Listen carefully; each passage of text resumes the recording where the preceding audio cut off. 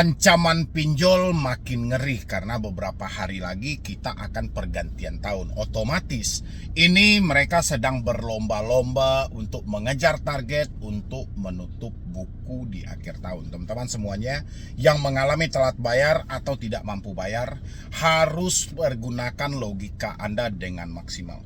Jangan terlalu percaya dengan apa yang mereka sampaikan melalui chat WhatsApp. Bermacam-macam pola yang akan mereka lakukan.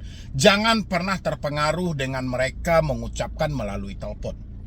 Dan jangan teman-teman membenarkan apa yang mereka kirim melalui email. Kenapa seperti itu? Semua itu akan berdampak buruk terhadap dirimu kalau kamu percaya dengan apa yang mereka sampaikan.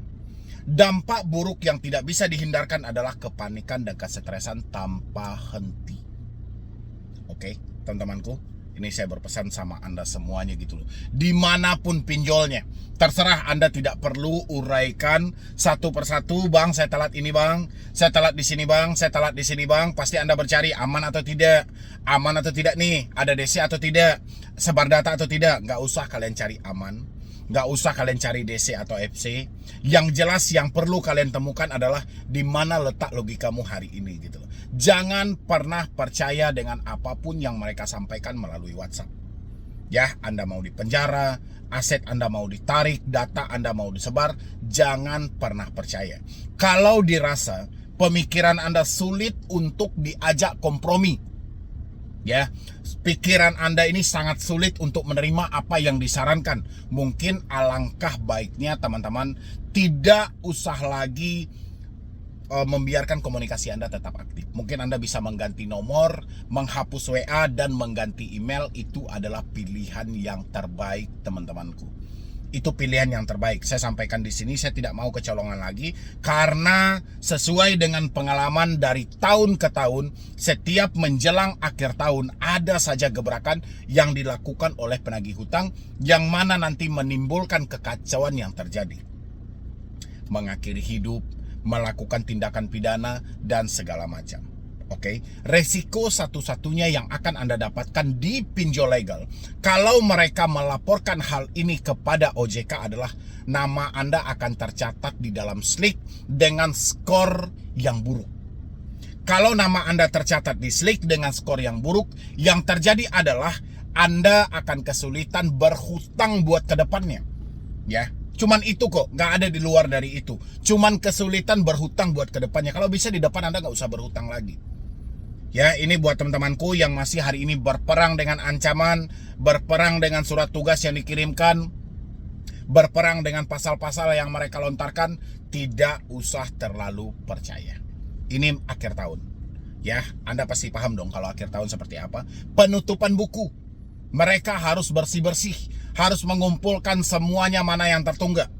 Dan debt collector pun juga akan mengejar target yang sama untuk kelangsungan hidup mereka di masa depan, teman-teman. Jadi, saya berharap melalui video yang singkat ini, jangan ada teman-temanku atau saudara-saudaraku yang kepanikan, yang stres berkepanjangan, yang mencari aman tiap sebentar. Jangan usah, ya. Dan habis itu teman-teman yang selalu berkeliaran di media lain, seperti di Instagram, di Facebook, di TikTok, dan lain sebagainya. Tidak menutupi kemungkinan Anda akan bertemu dengan orang-orang yang menawarkan jasa-jasa yang aneh-aneh. Jasa backup data, jasa pelunasan utang, jasa menghapus utang, dan segala macam. Saya mendapatkan laporan per hari ini cukup banyak orang-orang yang menjadi korban. Ya, karena kepanikan juga. Jangan pernah percaya dengan jasa-jasa seperti itu. Ingat, mereka hanya mengejar duitmu, bukan menyelesaikan masalahmu. Oke, jangan sampai Anda sudah jatuh di timpa tangga, teman-teman. Hari ini Anda tidak mampu bayar karena duit Anda tidak ada. Jadi tidak ada cerita bayar jasa ini, bayar jasa ini, dan bayar jasa ini. Tidak ada cerita dalam hal itu. Yang paling terpenting hari ini adalah bagaimana Anda berdamai dengan diri Anda, perbaiki hidup Anda untuk tahun depan. Anda harus bebas dan Anda harus pulih. Oke? Mungkin dari saya cuma itu aja dan lanjutkan menonton video ini. Ini untuk teman-teman semuanya yang mengalami galbay seperti di Kredivo ya teman-teman semuanya. Dan habis itu galbay juga di pinjol-pinjol lain. Ini kita mau bahas dua versi teman-teman semuanya. Yang pertama mungkin galbay di Kredivo dulu ya, karena saya mendapatkan satu chatan dari Instagram. Salah satu dari follower saya bercerita bahwasannya dia ada problem yang mana kakak dia meminjam di aplikasi Kredivo dan telatnya sudah 1 tahun teman-teman. Tapi ada debt collector yang datang dan habis itu kakaknya menjanjikan sesuatu. Dan begitu dijanjikan, kakaknya ini malah kabur dan nggak tahu kemana gitu loh. Dan alhasil dia yang harus menanggung hutang itu. Sementara keadaan dan kehidupan dia pun juga sudah tidak memungkinkan. Yuk, lihat dulu di sebelah saya ini. Malam bang, izin bang. Malam izin tanya untuk problem kakak saya punya hutang di Kredivo sudah 1 tahun tidak dibayar. Sedangkan beberapa hari kemarin dia ditemuin DC di rumah dan dipaksa dan mengiyakan persetujuan pengajuan untuk keringanan bayar pokok saja. Oke. Dipaksa, kata paksa ini tidak boleh ya sama sekali ya. Ini teman-teman harus tidak ada kata-kata pemaksaan gitu loh ya. Jadi makanya teman-teman itu penting juga melihat ID card dan surat tugas mereka. Di dalam surat tugas itu pasti berbunyi, ada bunyinya gitu loh. Mereka ditugaskan untuk apa? Apakah mereka ditugaskan untuk melakukan pemaksaan, suruh orang ini bayar pokok atau kayak mana? Gitu loh. Itu makanya penting kita melihat kelengkapan dari surat-surat mereka dulu ya. Jadi jangan asal-asal mengiya-iyakan aja. Jangan asal-asal buru-buru supaya mereka pergi deh. Supaya mereka keluar dulu deh dari rumah kita dan kita buru-buru mengiyakan. Akhirnya Anda terjebak loh dalam hal ini. Ya. Dan mengiyakan persetujuan pengajuan untuk keringanan bayar pokok saja. Setelah itu kakak saya memang sengaja pergi supaya nggak bayar karena nggak ada uang. Nah, ini bahayanya gitu loh. Makanya jangan asal mengiyakan. Kalau teman-teman belum mampu ya, jangan pernah menjanjikan sesuatu. Ketika situasinya terdesak, Anda sampaikan aja, saya mungkin akan usahakan secepatnya. Tapi kalau diminta saya untuk menjanjikan sesuatu, harus tanggal sekian, harus jam sekian, saya nggak bisa. Ya, ingat teman-teman semuanya, rezeki ini misteri loh. Sementara janji yang Anda bikin itu pasti. Tanggal, hari, dan jamnya itu pasti. Sementara rezeki Anda masih misteri. Jangan karena unsur keterpaksaan. Jangan karena ada dorongan atau tekanan dari mereka. Jangan karena Anda buru-buru mengusir mereka dari rumah supaya tidak malu dan segala macam. Jangan teman-teman semuanya. Makanya penting, lihat dulu ID card mereka mana, surat tugas dia mana, sertifikat profesi di bidang penagihannya mana. Nanti kalian baca tuh, surat tugasnya itu ditugaskan ngapain. Dia diberi tugas oleh perusahaan itu ngapain ke tempat Anda. Apakah ingin melakukan pemaksaan, apakah dipaksa harus bayar pokok, atau kayak mana? Kan itu ada keterangannya, surat tugas mereka itu ada keterangannya. Dan teman-teman jangan asal membuat kesalahan seperti ini. Jangan asal ngomong ya untuk buru-buru, habis itu udah nyampe, oh iya, tanggal sekian kita bayar, hari sekian kita bayar, jam sekian kita bayar. Jangan seperti itu. Tapi sampaikan aja. Kalau Andanya masih ragu soal di mana uang yang mau Anda ambil, mungkin Anda bisa sampaikan, saya akan usahakan secepat mungkin. Tapi kalau saya diminta untuk mengiyakan, harus ada perjanjian, harus tanggal sekian dan tanggal sekian, mohon maaf, saya nggak mampu menjanjikan hal itu. Itu aja sampaikan gitu loh, ya. Tapi kalau sudah janjikan sesuatu, berarti Anda berani dong dalam hal itu. Berarti ada uang yang mau Anda ambil. Ini bahaya teman-temanku. Habis itu lagi nggak bayar karena nggak ada uang. Sedangkan akhirnya DC ke rumah ke saya dan ke orang tua saya dengan nada tinggi dan sangat tidak sopan. Nah, ini bang ya, mungkin abang yang mewakili saudara abang atau kakak abang lah. Abang ketika ada debt collector berbicara dengan nada tinggi, seakan-akan melakukan penekanan atau berbicara dengan sangat tidak sopan, tolong bang buktinya divideokan, harus ada rekamannya, fotonya gitu loh. Makanya itu kita harus tahu dulu SOP-nya seperti apa. Apakah SOP Anda ditugaskan seperti ini? Dari perusahaan Anda, apakah seperti ini Anda diminta untuk melakukan penekanan dengan berbicara dengan nada tinggi, ya? Bahkan saking tingginya suara dia, 5-10 rumah ke kanan dengar. Begitu juga sebaliknya. Ya. Makanya kita jangan mau mereka ngomong dengan nada tinggi. Kalau mereka tidak sopan, usir dari rumah itu. Rumah itu milik Anda loh. Anda rajanya. Ya. Ngapain mereka ngomong dengan nada tinggi, dengan tidak sopan, datang-datang ke rumah orang. Ini kan dalam penyelesaian masalah. Lagian Anda bukan si debeturnya. Si debeturnya pun juga tidak layak mereka berbicara dengan nada tinggi dan tidak sopan. Ya, ada SOP-nya, ada aturannya. Duit ini bukan duit bapak dia gitu loh. Ya, mereka kan bekerja di sebuah perusahaan itu, mereka diperintahkan, diberikan surat tugas. Tapi bukan berarti harus dengan nada tinggi dong. Dengan kata-kata yang tidak sopan.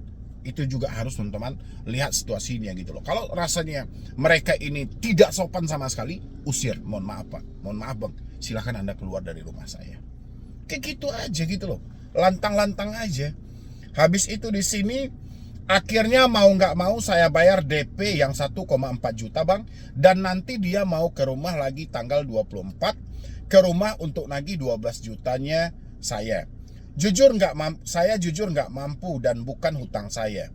Saran Bang, saya laporkan TNI atau polisi atau bagaimana? Kamu laporkan, ya, laporkan ke pihak kredivonya. Kamu laporkan karena itu adalah anggota mereka atau karyawan mereka. Laporkan ke kredivo, laporkan kepada OJK. Tapi sebelum kamu melaporkan harus ada buktinya.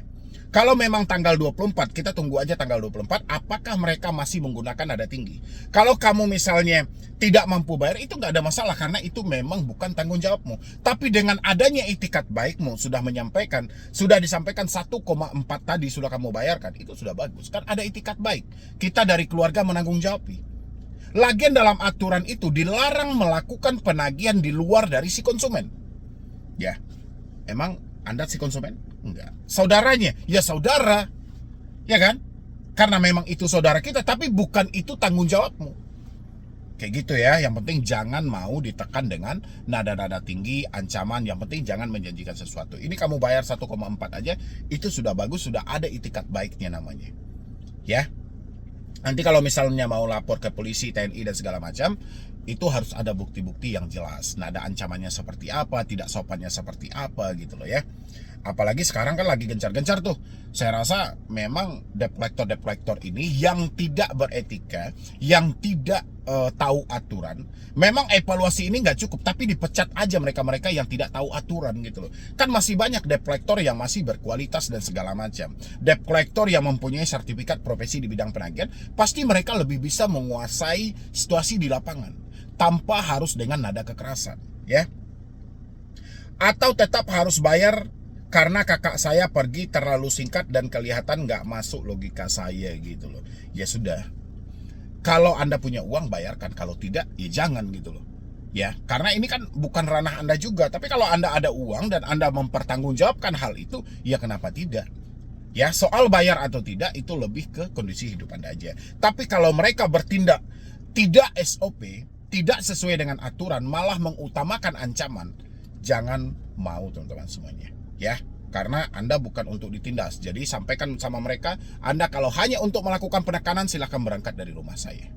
Ya, yo, ini ada lagi teman-teman. Bang, izin saya mau tanya dan sharing, semoga berkenan dijawab. Saya akhir Mei pernah terjerumus di komunitas jasa pinjol. Mau ke kantor tersebut karena lihat YouTube dan IG. Seperti terpercaya karena banyak artis juga yang ada di video Instagram tersebut. Saat sebelum jatuh tempo di GoPay pinjam, saking saya bingung atau panik dulu karena habis kena tipu, tugas akun kerja Shopee juga, makanya pikiran kemana-mana. Ini kayak mana sih konsepnya orang ini gitu loh. Perasaan saya yang ngirim DM ke saya ini sudah pernah saya terangkan di bulan Juli gitu loh. Sekarang malah terjebak lagi dalam komunitas ini. Jadi kontak nomor HP saya udah dikirim via email ke komunitas itu. Saat saya backup nomor HP, jadi tukaran kontak istilahnya. Saya dapat nomor kontak HP orang lain. Nah, nomor HP kontak saya dikirim ke email komunitas tersebut. Nah, inilah yang paling berbahaya gitu loh. Kalau saya marah sama Anda, bisa nggak sih? Gitu loh. Contoh, Anda mengirimkan semua data kontak Anda ke mereka. Mereka mengirimkan semua kontak orang lain kepada diri Anda. Oke, ini saling barteran. Habis itu Anda minjam-pinjol. Oke, Anda minjam-pinjol. Ya. Dan kebetulan nomor saya ada di salah satu kontak Anda. Oke. pada akhirnya saya ikut diteror kalau misalnya nanti meminjam di pinjol ilegal. Itu yang kurang ajar diri Anda sebenarnya gitu loh. Tukaran kontak gitu loh. Inilah yang mencelakai. Kadang-kadang orang bingung kan. Nomor dia tidak pernah terjamah sama sekali oleh pinjaman online. Tiba-tiba ada telepon yang mencaci maki. Gara-gara seperti inilah. Itu terlalu kurang ajar namanya hal-hal seperti itu. Itu ingat ya teman-teman, kalau ada yang menawarkan bantuan-bantuan melalui Instagram, Facebook dengan dalih backup kontak, tukar kontak, biasanya mereka beli-beli amunisi itu namanya. Ya, beli amunisi, kontak-kontak fake dan segala macam. Tapi kontak fake-nya ini kontak yang aktif. Karena kontak si A dikirim ke si B, kontak si B dikirim ke si A. Bayangin teman-teman, ya di dalam kontak-kontak itu ada nomor orang-orang yang mereka tidak tahu sama sekali sama pinjol dan mereka dihubungi dan dicaci maki. Terlalu tega itu, ya. Hati-hati teman-teman semuanya. Banyak itu yang nawarkan di Instagram, di Facebook, di YouTube, di TikTok, banyak banget. Hati-hati teman-temanku. Oke? Habis itu di sini lagi, nah nomor HP kontak saya dikirim ke email komunitas tersebut. Dalih katanya supaya saat galbay pihak DC nggak hubungi kontak HP real saya. Iya jelas, karena di handphonemu sudah ada kontak orang lain. Sementara kontak handphonemu dikirimkan ke orang lain, ini kan dibarter. Ya mana mungkin nanti ketika ada DC menagih kepada kontakmu, ya kontakmu itu karena kontakmu kontak palsu. Karena orang di kontakmu itu tidak ada yang mengenalmu, ya jelas itu bukan kontak real. Berarti kamu sudah tergabung dengan komplotan perampok online. Saya kurang suka hal ini, padahal di bulan Juli dulu ini orang sudah pernah saya bahas juga. Ya, sudah pernah saya kasih edukasi juga gitu loh. Saya nggak lanjut di komunitas jasa pinjol tersebut karena nggak ada uang untuk bayar jasa dan data saya sudah jelek, katanya nggak bisa dapat pinjaman. Oke, kamu nggak lanjut di situ. Tapi data kontak yang sudah kamu kirimkan, itu kontak itu akan dijual lagi kepada orang lain. Ya, dengan dalih data fake yang sama. Bayangin teman-teman semuanya gitu. Gara-gara kecerobohan. Ya, jasa-jasa seperti ini perampok online semua ini udah. Data saya juga sudah jelek. Nah, saya galbay mandiri jadinya DC teror via WA, dihubungi nomor kontak seperti ini, Bang. Itu foto ini penipuan kah? Ini apa lagi nih? Masalahnya nomor lo dijadikan kontak penjamin di sini. Jadi jika tidak ada pembayaran lo yang akan dihubungi. Ya udah, itu gara-gara salah satu efek kamu tukaran barter kontak tadi, ya orang-orang tadi lah menjadikan nomormu sebagai penjamin gitu. Ya udahlah, biarin aja ya. Yang penting teman-teman semuanya, kalau Anda mendapatkan tawaran-tawaran seperti ini melalui Instagram dan lain sebagainya dengan dalih penyelesaian hutang, backup data, dikuasakan dan segala macam, tinggalkan aja teman-teman semuanya. Anda tidak mampu bayar karena uang. Jangan hambur-hamburkan uang Anda, lebih baik pakai uang Anda untuk sesuatu hal yang penting. Mungkin bayar hutang Anda jauh lebih baik daripada Anda menghambur-hamburkan uang dengan hal-hal yang tidak jelas. Oke teman-teman semuanya, mungkin dari saya cuma itu aja. Mudah-mudahan ini membantu. Terima kasih banyak teman-teman telah hadir di sini untuk mensupport dan mendukung. Mudah-mudahan channel ini makin berkembang. Dan saya akhiri dengan wassalam.